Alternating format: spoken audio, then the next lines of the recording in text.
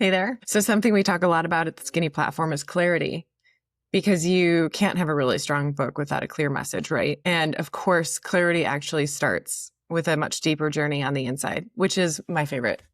I love to talk about the deep stuff and the personal inner path and the deeper journey that we're all actually on. It's what connects us to each other, and it's the more compelling thing that's actually happening in our lives.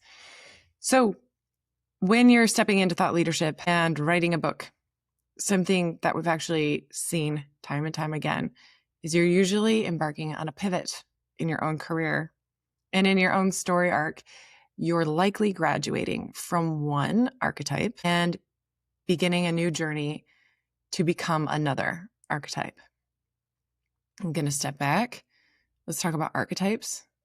That's kind of like a storied character, right?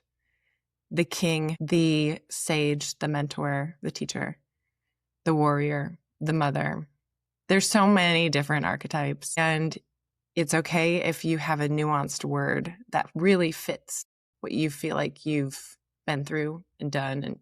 But I think what I'm trying to get at here is, in order to craft a really clear message as a thought leader and as an author, invite yourself to reflect, for clarity's sake, on what archetype you've just graduated from. When you share your message and you have the authority that you have and the shared experiences that you have, what journey did you just complete? Because you probably just completed a hero's journey, right?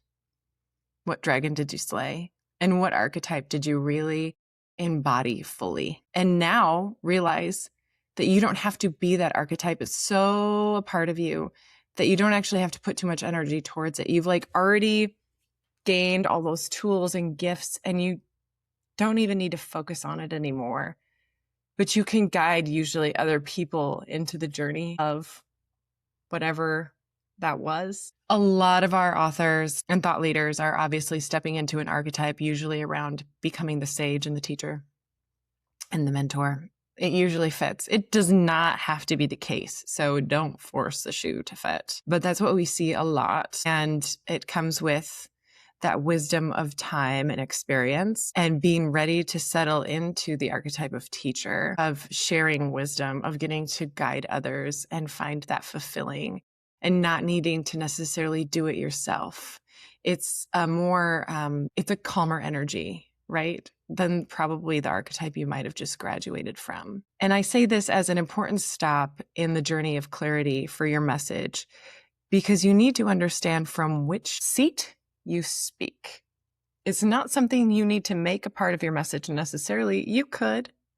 That's a different conversation. It's more about realizing and recognizing that moment for yourself of, I have graduated from this energy, this archetype, and I am now embarking on a new journey here. It's personified. You can see it externally because I'm beginning to pivot professionally into this and this and this now. Yes.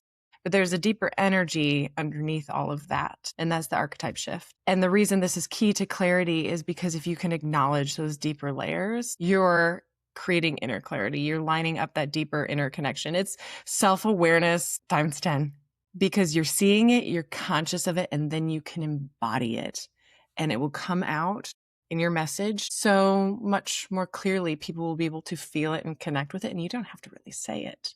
But it's important to check in with yourself, to acknowledge that graduation, to acknowledge where you're headed now, and to allow yourself to sit in that new seat and speak from that place and embody that place as you move into a whole new message or a whole new chapter of your work. All right, dig into that. I can't wait to hear your comments, and yeah, have fun with your stories, everybody. Till next time.